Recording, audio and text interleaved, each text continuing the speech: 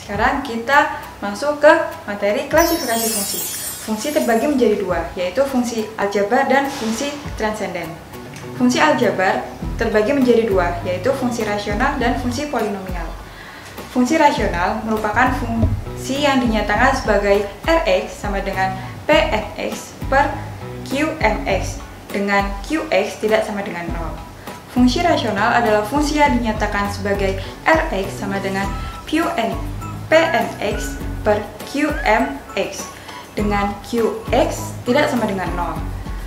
Pnx dan Qmx sendiri merupakan fungsi polinomial berderajat n dan m dengan bentuk seperti berikut: a0 plus a1 kali x plus a2 x pangkat 2 ditambah an x pangkat n. Domain fungsi rasional sendiri merupakan bilangan real, kecuali untuk Qx sama dengan 0. Yang kedua yaitu fungsi polinomial.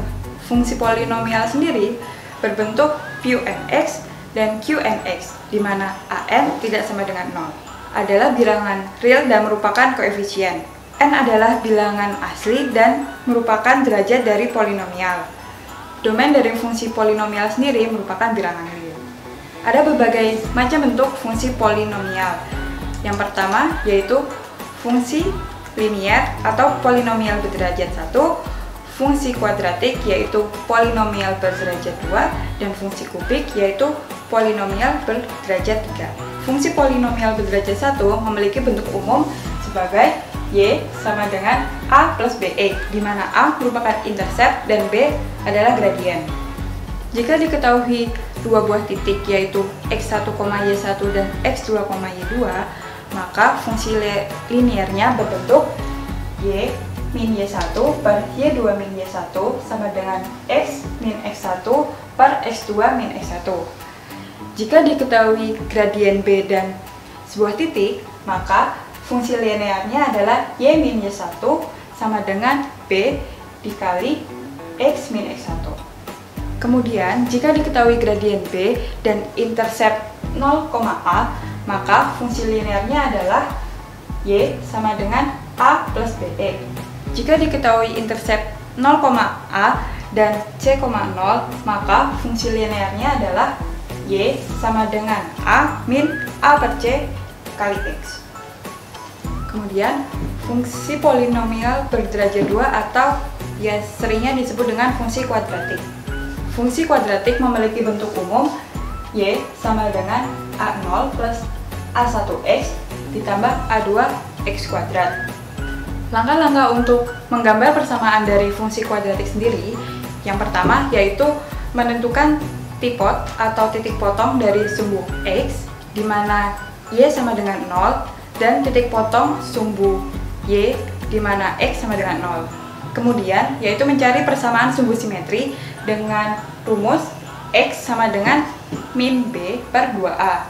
Selanjutnya, teman-teman mencari nilai ekstrim dari fungsi tersebut dengan rumus y sama dengan d per min 4a. Nah, teman-teman pasti ingat kan d itu apa? D itu nilai diskriminan yang nilainya itu b kuadrat min 4ac. Langkah terakhir untuk menggambar persamaan fungsi kuadratik yaitu mencari titik puncak dari fungsi tersebut. Titik puncak sendiri merupakan nilai di mana fungsi tersebut mencapai nilai maksimum atau minimum. Titik puncak memiliki rumus min b per 2a untuk x dan d per min 4a untuk y. Berikut adalah ilustrasi dari grafik fungsi polinomial berderajat 2. Apabila kita memiliki suatu fungsi fx sama dengan a0 plus a1x plus a2x kuadrat, maka grafiknya dapat dilihat pada tabel berikut. Jika nilai a lebih dari 0, maka grafik akan terbuka ke atas. Namun, apabila a kurang dari 0, maka grafik akan terbuka ke bawah.